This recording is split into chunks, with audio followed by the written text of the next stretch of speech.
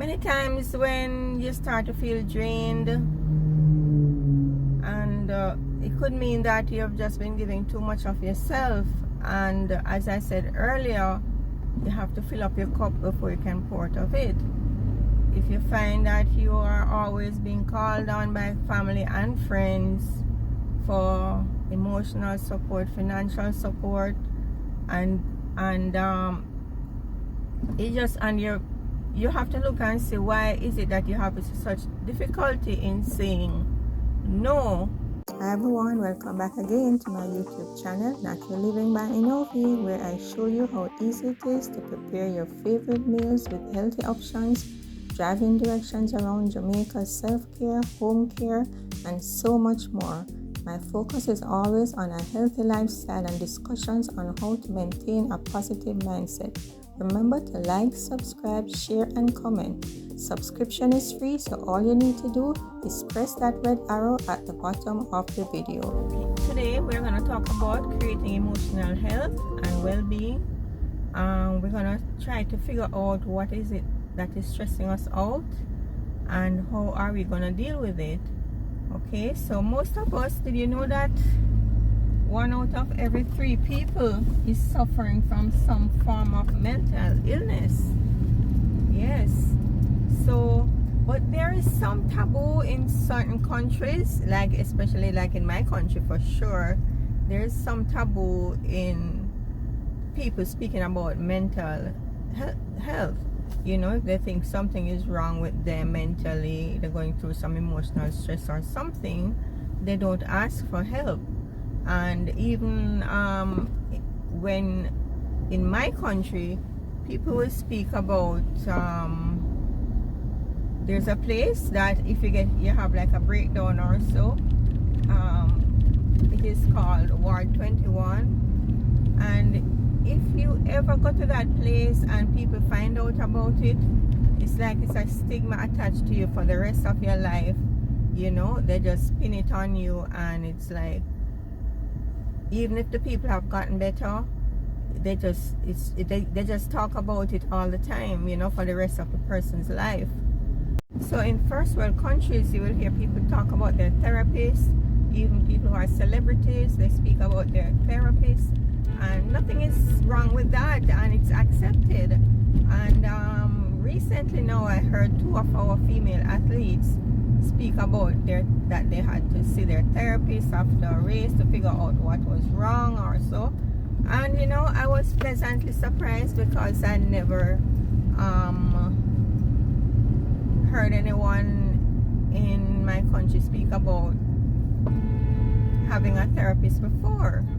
And even in the workplace, people will not even go to HR, and because the health system provides some form of your health coverage in the workplace, provides some form of insurance to go to see a psychiatrist or a psychologist or whoever it is, and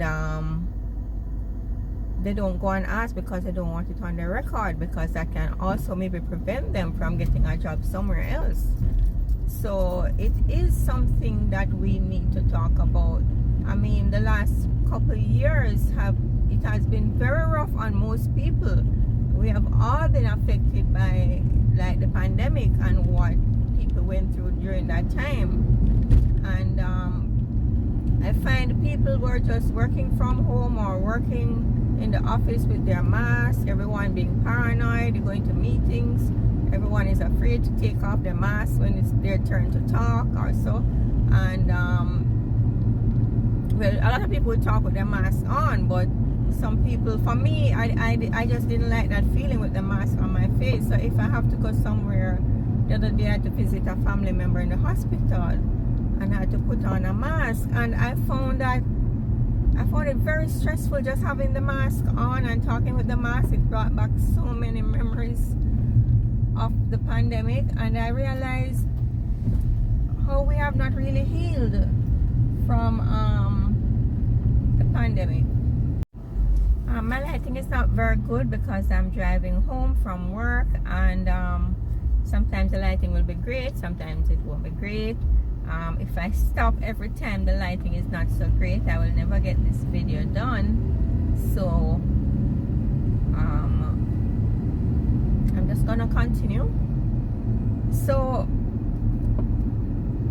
many of us, we went through the pandemic. Some people had to go to work every day with that fear of getting sick, interacting with people. Some people had the luxury of working from home. Some people didn't have a job at all. So when things started to get back to some form of normalcy, people just, nobody addressed the issue. I didn't hear enough talks about it. I didn't hear any talk in the workplace, anything going on of how are we doing now post-pandemic, you know, nothing like that. We aren't allowed people to speak, you know, about how they are feeling. So I didn't hear any of that in the workplace. We were just expected to just switch from working from home, or switch from not having a job, switch from having people losing our families and our friends and all of that to the whole thing. I mean, with the switch from being able to afford certain things, and then we're back in the world basically with everything doubling and tripling in price, you know. And so that alone has caused many other issues. So what are we gonna do about it, and how can we deal with those issues? So we have to find a way to understand what we are feeling and how are we gonna address it. So you will have to go through each of these areas and identify in each of these areas what it is that is stressing you. So for example, work, you're gonna go through and think about it. Is it that you're not getting enough time? Is it that you're working late, which is also adding to your stress level in terms of tiredness? You know, you're not getting enough sleep, you reach home late, you have to get up back early and go to the office. So maybe you have to get a job, if you can afford to, get a job that pays you less, with less responsibilities, that allows you to leave work at 4:30 or 5 o'clock, so you can go home and get some rest, or give you time to go to the gym and get healthy, you know.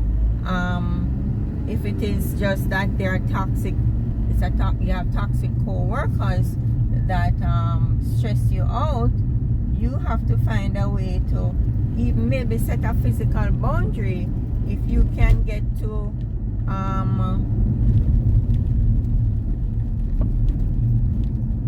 change up how your desk is situated.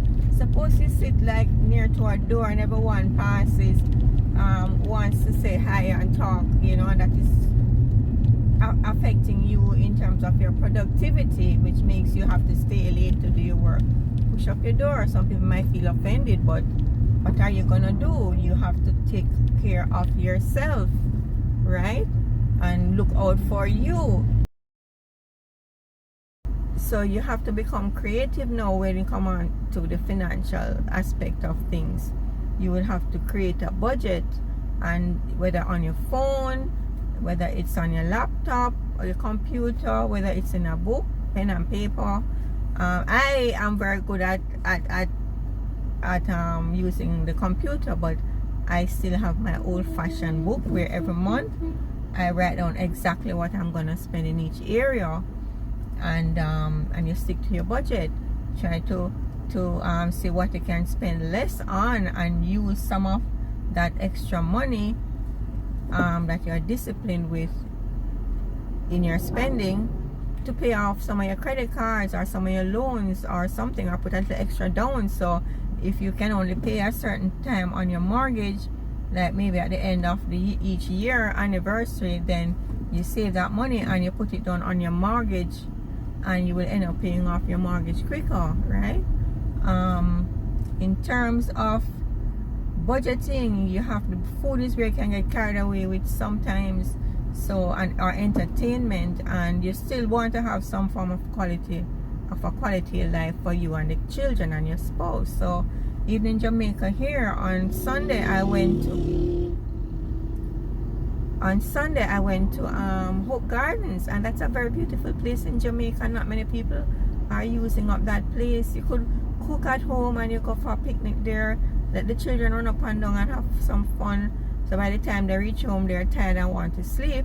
So they get to go to bed early, have more time with your spouse, you know, to relax. So things like that you do to sort of make your life a little more relaxing, fine, in terms of easing up the financial burden. So if you used to go to the fast food place 2 or 3 times a week, then you maybe can only go once, maybe on a Friday, or if maybe even just once a month, you know. So sometimes you really have to, or if you normally eat, say for example in Jamaica, if you normally go to a fast food place and get chicken and fries and biscuits and all the works, maybe you just go and you just, instead of having a 3-piece chicken, you have a 2-piece chicken. Instead of buying individual meals, you buy a family bucket or something, and it costs less that way. Or what you can do, you buy a patty, and you that is it, you know. Patty costs. And what you can do a lot of times, these places sell the juice so much, you buy the juice at the supermarket and you buy the meal, and you save some money there. So back to the credit card now, and the loans and all of that. You have to get disciplined. I don't believe in using my credit card at the supermarket. I no longer have a credit card, but I've learned the hard way that when I use a credit card at the supermarket, I will just overspend, you know. But if you can carry cash, and you know you only have that amount to spend, and you have your food list, what you're gonna buy, that is it, nothing more, right? Because you know, if you only have, say, 100 US or 200 US to spend, you do that. Some people, a co-worker told me that they spend about 14,000 Jamaican dollars each month on snacks for the children. So you maybe have to go learn now to give them some healthier snacks, like a banana instead of one of those expensive chips. I don't want to call any brand names, right? And I have to do a budget. I keep saying it, I have to do a budget video to show how you can. So your art. So let me tell you a little bit about that.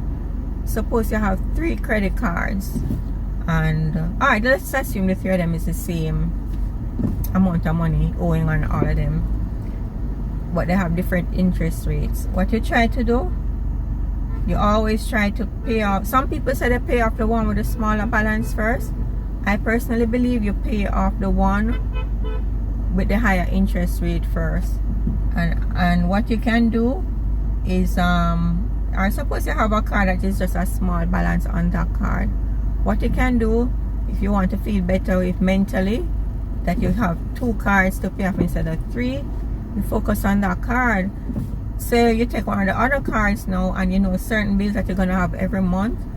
So in order to reduce the interest on that, the money you're gonna pay, like for your electricity, your water bill, you definitely know what those are gonna be of an average amount. You know what those are gonna be. You put that on the card and you use back the card to pay off that. So you then end up paying off that amount within the 28 days, and you have less interest on the card, right? So those things you have to learn to do. And as you pay off, so after you pay off the other card, the first card, that money you used to pay off on the first card, you use it now to start add to how much you're paying off on the second card, right? So on the second card you would be paying the minimum. On the third card you would be paying the minimum plus the utility bills, right? And the financial stress of also not getting caught up in keeping up with the Joneses. Don't get into this thing of changing your car every 4 years or 3 years just because. If you pay off your car and nothing is wrong with it, just make a car last for 10 years, you know, without buying a new car even 15 years, you know. And if you sometimes you can just do a little paint job.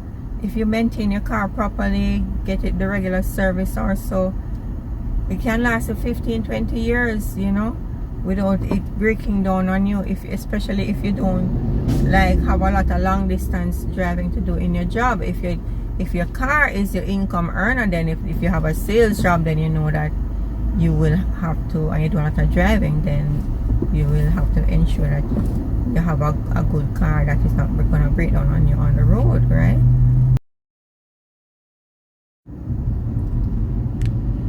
Okay, so we're gonna continue on our talk about having some form of emotional and mental wellness, right?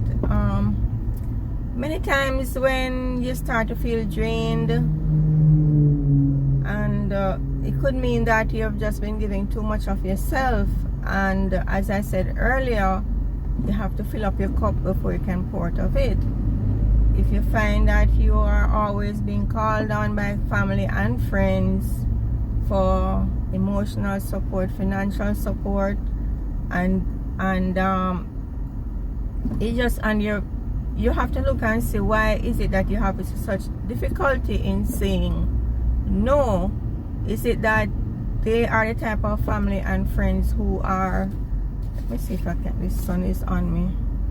Yeah. Are they the type of family and friends who don't really care about you, so that when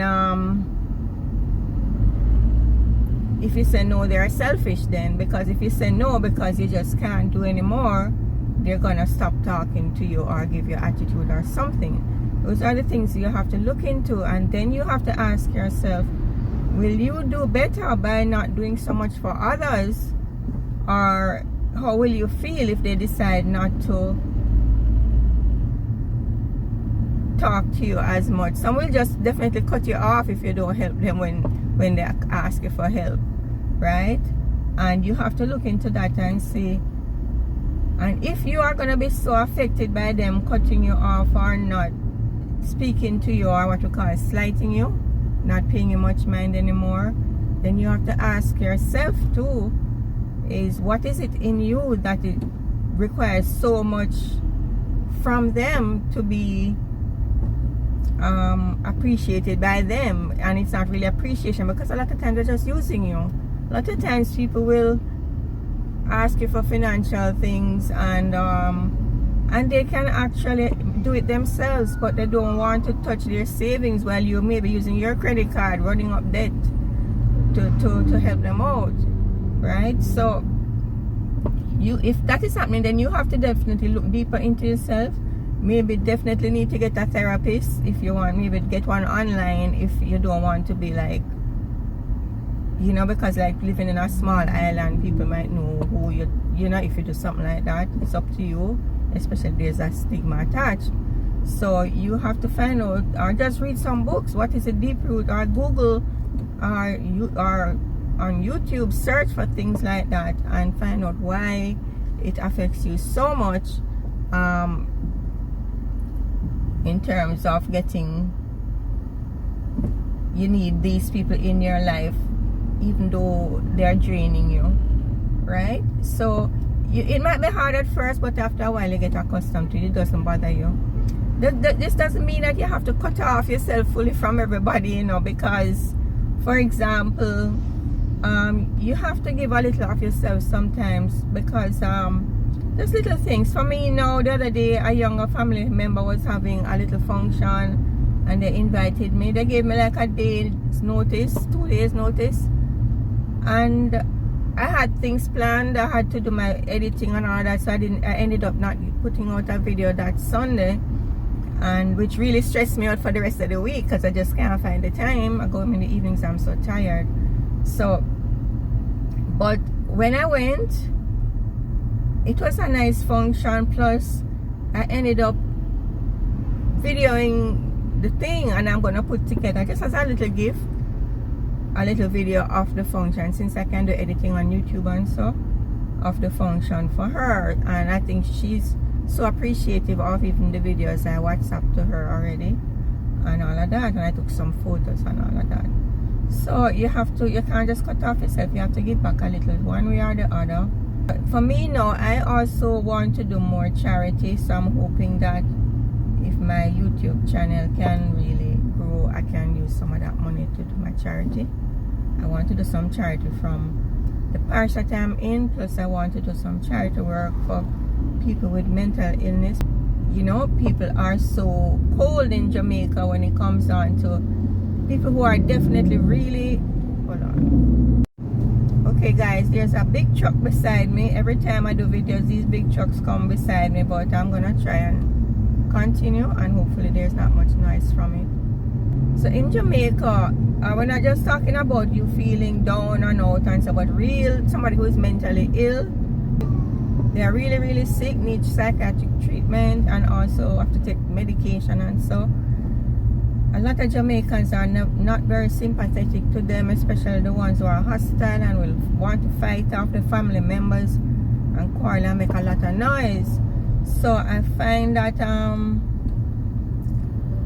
I have a very soft spot for them, and if I even see them on the road, I'm not afraid of them. I wind down my glass and say, how you doing? You're alright. Give them some money. If I have food, I give them, and all of that. I remember this man, one day I saw him looking so really messy, you know, and I said to him, because I know they can't go places and get clean clothes in Jamaica, have Salvation Army and so I said, you can't change your clothes, you look so dirty. By the next day he was in clean clothes. So you see, you have to just show them that you care about them, you know. So as we talk about mental illness, you have to take your time from work, take your vacation and your whatever days, your sick days, and look about yourself. If you need to, just suppose you just finish a big project at work, rather than to continue in that drained out state, take a vacation and go rest up yourself and come back ready again for more work, you know. If you have your own business, not because it's your business you're gonna be in there 24 hours a day, 365 days a year. Take your money is not everything. Take your weekend or take your vacation time. Set it up in such a way that your workers can also take some vacation time, or you rotate it, you know. Put systems in place so that you still have the controls and people won't defraud your business if you are not there. Set up your cameras and all of that. So it's all about self-care, finding the right environment, finding the right things. If for you money is, if you're looking peace of mind and more time on your hands, then you might sacrifice. You're gonna have to sacrifice something. You might have to sacrifice money because it might take less time to work, take less time in terms of working. You might want to work 4 days a week instead of 5 days a week. You might want to take a job that is not so much demanding on you, you know. Suppose you're in a job, you're just doing the job because of financial reasons. Then whatever it is that you really love, if you have a hobby and you can make a business out of it, you take your time, start that up and make it grow, and when it reaches a certain point, you can leave the job and go to it. I wouldn't advise anyone to leave the job just to start a business unless you have a good 3 years of money, which includes money for the business and money for you, money for your mortgage and your food and all your expenses to take care of your children. So because a lot of people tend to tell people that, oh, you just need 6 months money.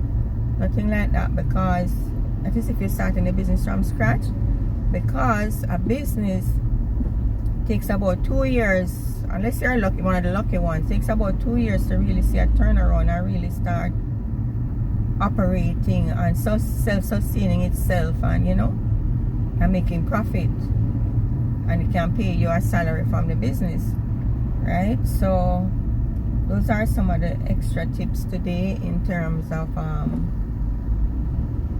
taking care of yourself and for your own mental health and wellness. So from there now, I just want to say thank you again for watching, guys, and remember to like my video, to subscribe. Just touch on that little red arrow at the bottom right hand of the screen, and also to subscribe, to share, to comment. Just say nice video, anything, because that helps my video to grow. So I want to monetize to reach my 1,000 subscribers soon, so that I can get to do a lot more interesting videos. So thanks, guys, because right now YouTube is doing ads, but I'm not getting any money from the ads because I'm not monetized. So thanks again for watching. I so appreciate you tuning into my channel, and also check out my other, like my cooking videos. I do some Jamaican stuff too. So thanks again for watching, and have a great day. Bye.